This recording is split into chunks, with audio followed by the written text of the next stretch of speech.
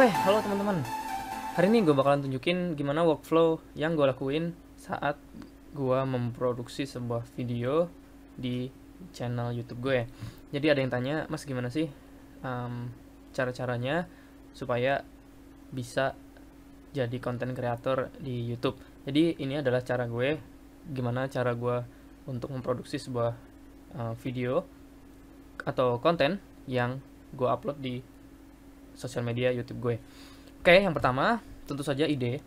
Ide itu didapat bisa kapan aja, bahkan saat di kamar mandi juga kalian bisa dapat ide. Setelah ide keluar, kalian tuangkan ide itu di dalam sebuah tulisan sederhana seperti skrip. Jadi pertama itu hanya di notepad aja, jadi skripnya seperti ini. Nah ini skripnya. Jadi kalau misalnya untuk sebuah review sebuah Rubik, jadi gue biasanya ngelakuin intro, kemudian pengenalan Rubik, brandnya, sejarahnya, mulai dari ukuran, kemudian sampai di outro. Jadi ini hanya skrip untuk videonya ya, jadi biar teratur videonya gitu loh. Jadi habis ini apa, habis ini apa, habis ini apa. Jadi dari ide kita tuangkan ke skrip kayak gitu. Setelah skripnya kira-kira udah oke, itu baru masuk ke script yang sebenarnya atau scene-nya ya, scene recordingnya. Jadi di sini gue lebih in depth lagi untuk scripting videonya.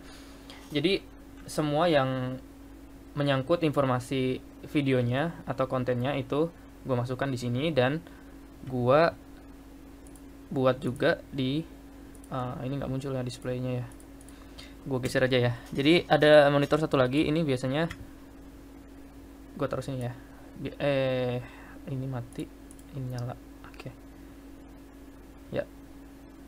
Nah, ini besarin ya. Nah, jadi di sini gue cari apa saja yang diperlukan dari videonya. Jadi misalnya kalau untuk review sebuah Rubik, itu Rubiknya apa, kemudian ada gambar-gambar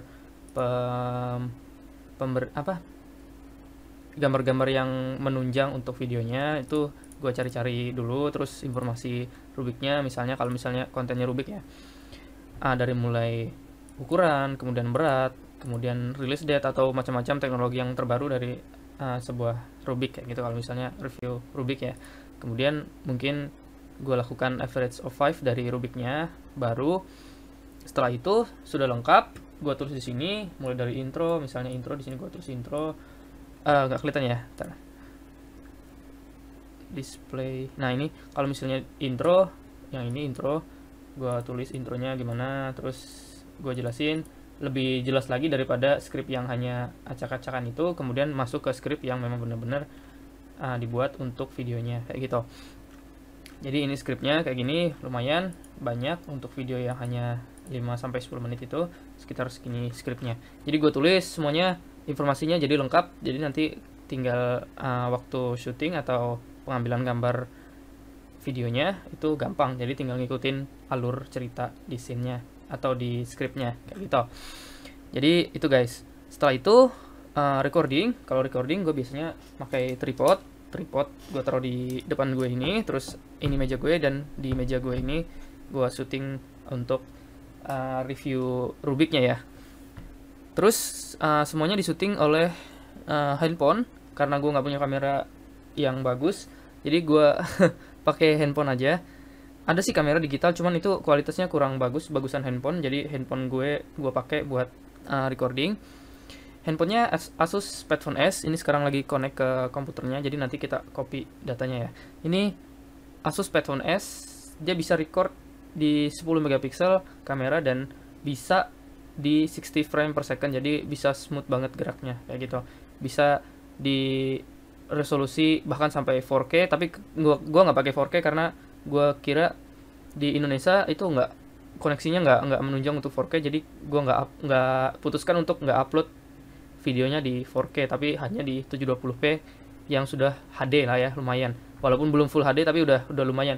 Gua lebih condong ke 60 frame per second supaya videonya lebih smooth kayak gitu. Tapi karena ini di komputer yang baru, jadi workflow-nya untuk sistem 60 frame per second itu belum bisa.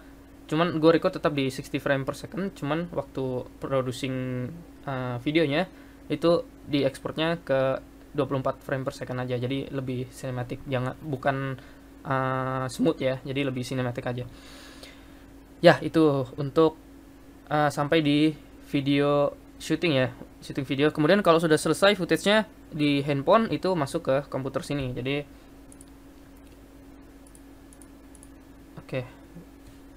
oke, di sebelah sini ya, sebelah kiri ya, itu langsung masuk ke sini.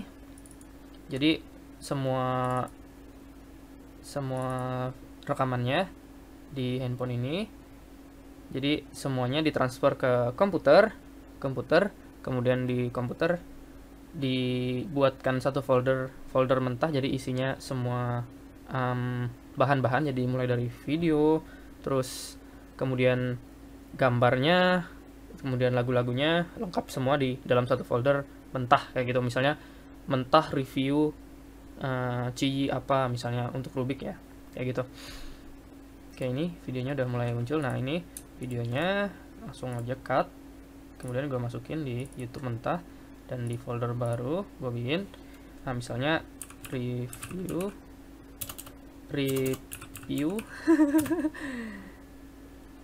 Ciwarwe misalnya. Jadi nggak terlalu spesifik sih namanya sih. Terus masukkan di sini. Kemudian untuk gambar-gambarnya, ini gambar-gambarnya ya. Gambar-gambarnya ini juga gue downloadin, yang penunjang-penunjangnya semua di download. Oke, karena sambil ngopi gue tunjukin program yang biasa gue pakai. Oke, karena monitor yang sebelah sini nggak bisa hidup, maksudnya nggak bisa masuk ke OBS, jadi gue pakai OBS sekarang untuk record screen komputer itu pakai OBS karena nggak masuk. Jadi biasanya gue edit di sebelah sini ya untuk timeline dan macam-macam. Oke, udah bisa nih. Jadi ini layar yang sebelah sini ya. Jadi ini adalah template gue biasa editing video. Jadi di depan ada intro. Intro ini dibuat di Sony Vegas ya. Jadi gue buatnya di Sony Vegas. Cuman untuk editing dan macam-macam gue lebih suka pakai Camtasia karena lebih mudah ya guys. Gue pengen sesuatu itu cepat dan langsung jadi gitu loh, maksudnya gue nggak terlalu matching around sama entah itu nambahin macam-macam efek macam-macam atau color grading macam-macam, itu nggak terlalu gue pikirin karena gue pengen konten itu langsung jadi dan cepat tersampaikan ke kalian. Karena kalau misalnya review itu lebih ke arah comprehensive review untuk informasi brand tersebut. Jadi maksudnya yang penting gimana kita ngemas sebuah review itu supaya informasi yang ada dari produk itu sampai ke kalian kayak gitu. Jadi gue lebih milih yang cepat dan simple, jadi gue pilihnya si Camtasia. Jadi kayak gini tampilannya. Jadi gue udah punya template, yang ini template intro dan ini template outro kayak gitu. Jadi lagunya juga udah ada di sini. Jadi kalau misalnya datanya kan di sebelah sini ya, monitor yang ini gue import dari sini YouTube mentah review yang tadi. Jadi semua datanya diimport, masukkan ke editing videonya, kemudian baru kita mulai proses editing video kayak gitu. Jadi langsung aja drag, biasanya gue taruh di sini dan kita mulai editing videonya kayak gitu. Ini videonya. Nah, di sini kadang-kadang gue nge-record audionya terpisah ya guys. Jadi audio dari HP-nya dan audio yang gua voice overnya itu beda, jadi ada dua. Kalau audionya dua, biasanya gua makainya Audacity. Ini Audacity ya, kayak gini. Basically dia cuman record audio, jadi waktu record pakai HP di desk ini, kemudian bareng sama record audio ini. Cuman karena tadi itu komputernya lagi dipakai buat teks yang lain, jadi gue nggak sempat record audionya, jadi langsung aja dari HP kemudian masuk ke sini. Jadi kita pakai audio HP aja kayak gitu. Jadi ini biasanya audio gue set levelnya kayak ini. Jadi ada level audio ya di sini. Itu di sini gue biasanya set ke 25 atau 30. Jadi supaya setiap video yang diproduksi itu tetap konsisten untuk level suaranya ya. Sebenarnya gue saranin kalau kalian lagi editing video itu gunakan headphone atau earphone ya, supaya suaranya memang bener-bener level suaranya tuh sama terus. Jadi kalau di sini gue putar dial speaker, karena gue pakai speaker, itu dia bakalan lebih tahan sampai dari kedengaran gitu. Apa setengah dari putaran speakernya. Jadi tetap segitu, jangan diubah-ubah. Kalau misalnya memang mau diubah levelnya, itu yang diubah adalah level audio di editingnya saat editing gitu. Kalau gini biasanya gue naikin dua kali atau 3 kali kayak gitu. Gorisan-gorisan, yaitu Nah, ini udah kedengaran musuh. ya. Kalian usahakan saat recording itu ada semacam awalan ya. Jadi kalau misalnya saat bikin film itu ada clipper itu, cetak itu. Jadi itu adalah mulai bareng gitu. Jadi nanti mulai bareng. Jadi kalau misalnya kalian record di HP dan di audio terpisah, itu biar bareng gitu loh. Nanti waktu editingnya gampang. Jadi nanti ada misalnya kayak gini ya. Ada 2 audio gini, terus kita samain atas sama bawahnya, itu gimana caranya. Jadi supaya sama, itu dilihat audio levelnya. Jadi misalnya kalian mau memulai sesuatu, bisa kalian tepuk tangan di awalnya atau kalian jentikan jari, biar nanti waktu editing itu bisa disamakan naik turun gunung ininya, naik turun gunung equalizer di Camtasia atau di program editing kalian kayak gitu. Kemudian kalau sudah, misalnya ini udah jadi nih, anggaplah ini udah jadi ya, udah di editing, udah macam-macam, udah tambah gambar, udah lagunya udah masuk dan semuanya udah selesai. Kemudian kalian klik produce di sini dan pilih resolusinya. Kalau gue biasanya main di 720 ya, 720 ini, dan di next. Udah bakalan jadi sebuah file video yang siap untuk diupload di YouTube. Nah, saat ini biasanya gue yang lakuin adalah melihat produk akhir dari videonya. Misalnya ini kemarin hasil videonya yang ini, gue putar deh, dan dan gue lihat-lihat yang mana yang misalnya ada yang salah atau ada apa, itu baru ada di sini. Jadi dicek dulu sebelum upload kayak gitu loh. Jadi itu yang bisa gue lakuin. Kemudian setelah pengecekan memang sudah benar dan nggak perlu ada proses macam-macam. Jadi misalnya kalau ada salah, langsung edit lagi dan render lagi. Jadi memang ada waktu yang lama. Jadi persiapkan video kalian semaksimal mungkin sebelum kalian rendernya. Kalau misalnya sudah jadi, sudah diupload. Selagi ngupload, gue biasanya bikin thumbnail atau sampul videonya. Nah, jadi selagi ngupload nih, misalnya nguploadnya sejam nih, gue sempatkan untuk sambil membuat thumbnail. Jadi thumbnail ini biasanya gue pakai Photoshop. Ini Photoshop CS berapa nggak tahu ya, pokoknya Photoshop aja lah.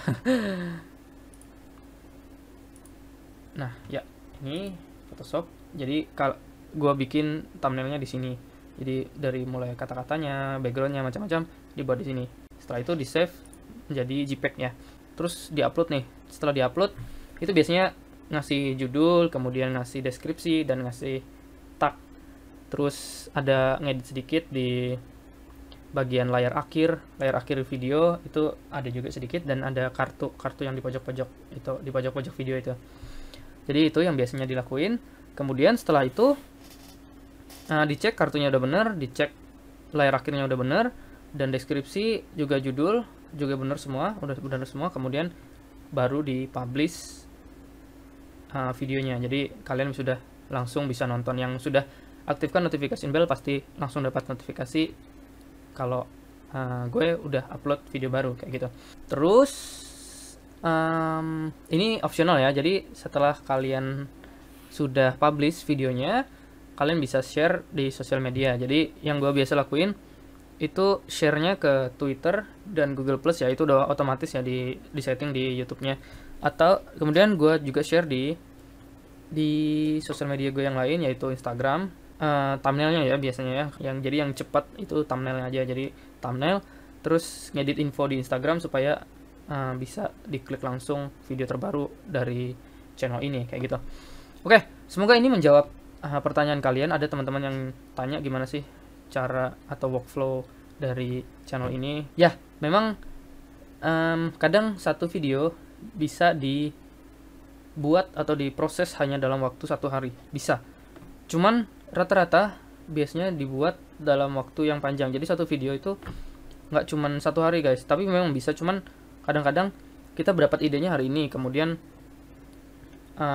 kita scripting hari berikutnya, kemudian nyari info selanjutnya lagi hari itu juga misalnya. Kemudian kita proses shoot itu beberapa jam misalnya hari itu juga.